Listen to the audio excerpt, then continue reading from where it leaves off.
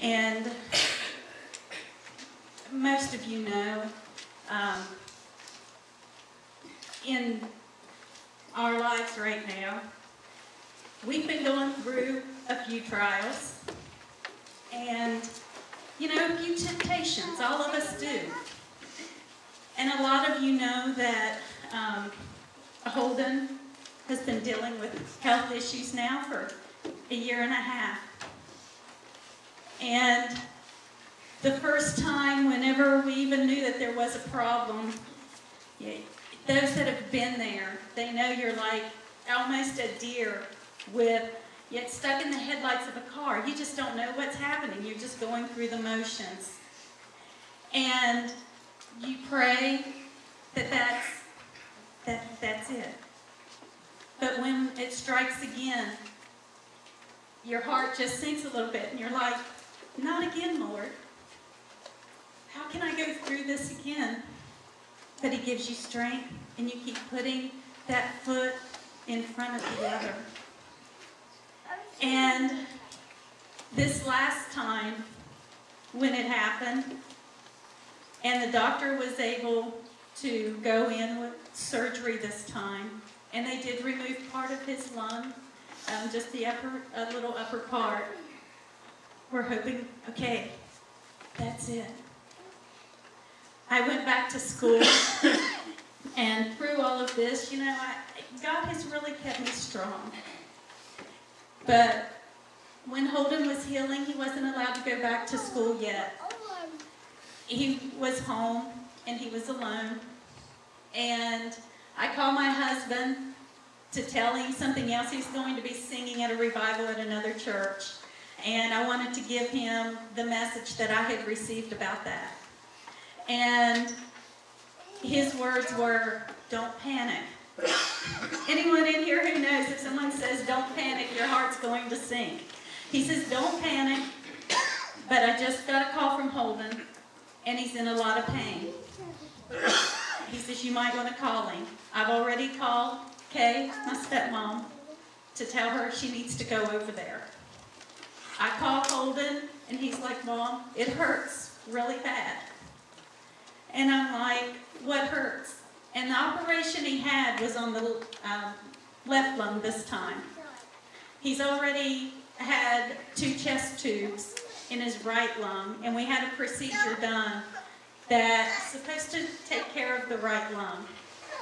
And he's like, Mom, it's in my right lung, and it really hurts. And through all of his episodes, those that don't know, he gets holes in his lungs. He has like little blisters that build up, and when they get to the surface, they burst, and he develops a hole in the lung at that time. And so he has always kept his calm. He's always the one going, Dad, it's okay. Mom, just calm down.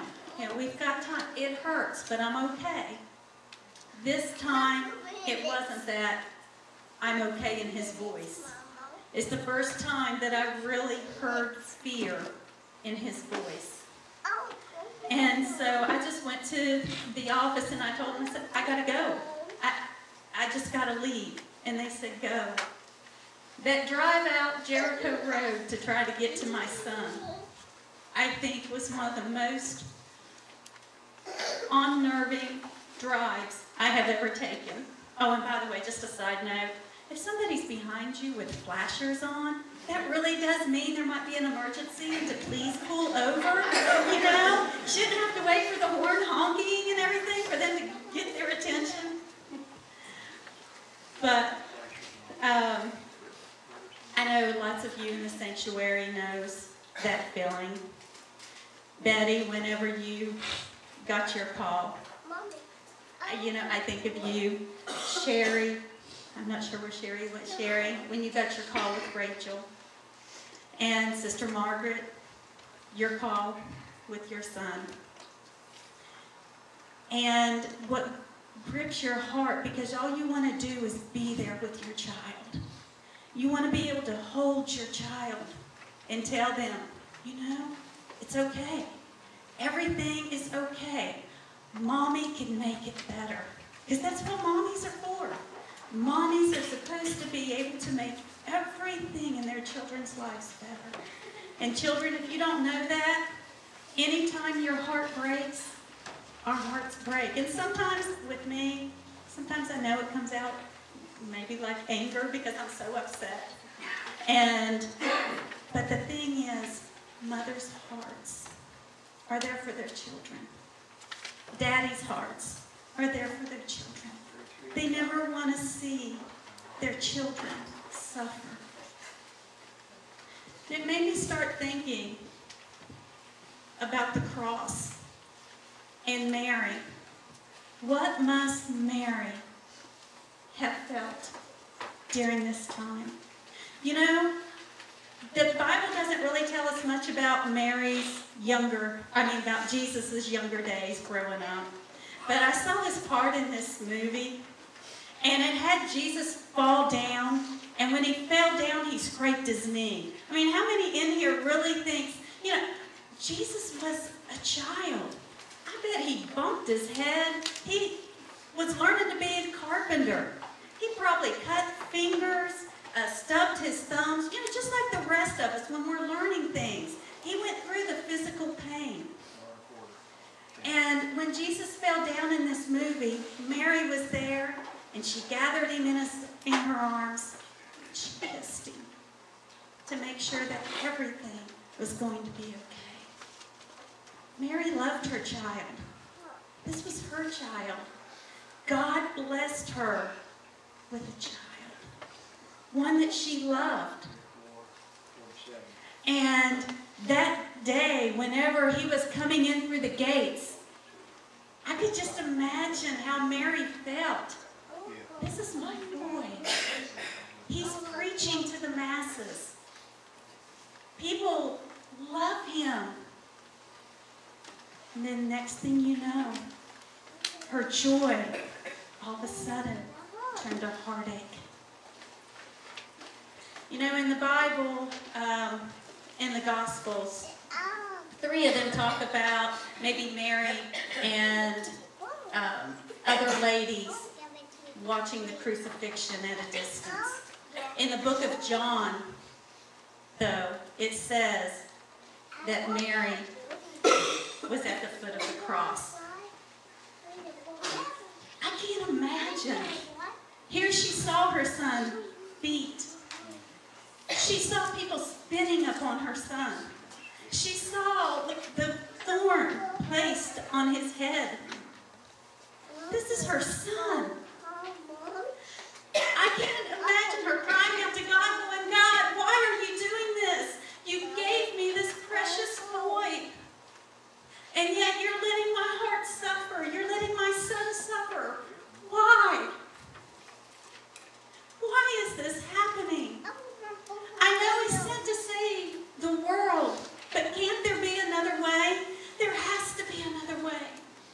Jesus, whenever he prayed in the garden, Father, is there another way? He prayed so hard that drops of blood fell from his forehead. And he knew that this had to be the way. It was the Father's will. This is what the Father wanted. But Mary, precious Mary, the mom, she didn't even have her husband at this time to lean upon. Lots of us do in times that are just trying. We have our spouse to lean upon. She didn't have him. She did have her friends. And I can just, the people around her yelling out, stop, just stop, stop the madness. And her wanting to comfort him, but she couldn't. And when Jesus died on that cross, I wonder how long she stayed there before someone said, we gotta go. She knew that something was going to happen. I don't think she knew exactly what was going to happen. or how he was going to die.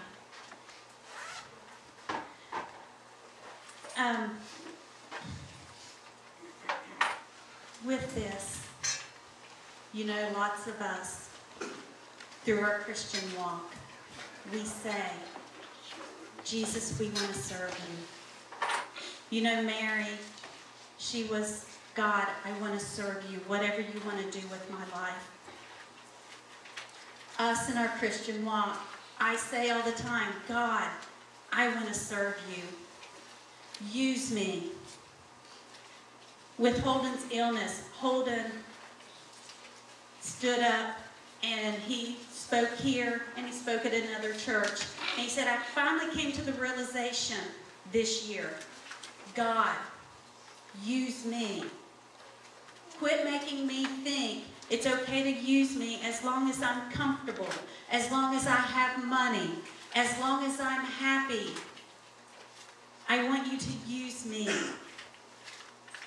That was his testimony that I'm sure he'll share with you guys again sometime. But whenever we tell God that we want him to use us, do we really understand what we're saying? Because even though Holden said, you know, I'm ready for God's service, I'm the one still sitting there, his mom going, okay, you're ready for God's service, that's good, because I want you to serve the Lord. But you got to remember, you still got to go to college to make sure that you get a good job, to make sure that you make a lot of money and that you won't need or want for anything. That's bad on me. I've bought into what society has told us that each and every one of us should have for our kids. That college degree, that good job, that big home, those 2 cars, that boat. I don't want you to want for anything. I don't want him to have to struggle. What's more important? Living that life where you have things that you have to worry about and take care of. Or living that life that is pleasing to God. And I'm not saying you can't have both. You can. But it's just where your priorities are. And I have noticed through Holden, there's lots of times my priorities are all messed up. If he wants to serve, and however God calls him to serve, that's what I have to be at peace with in my heart also. Knowing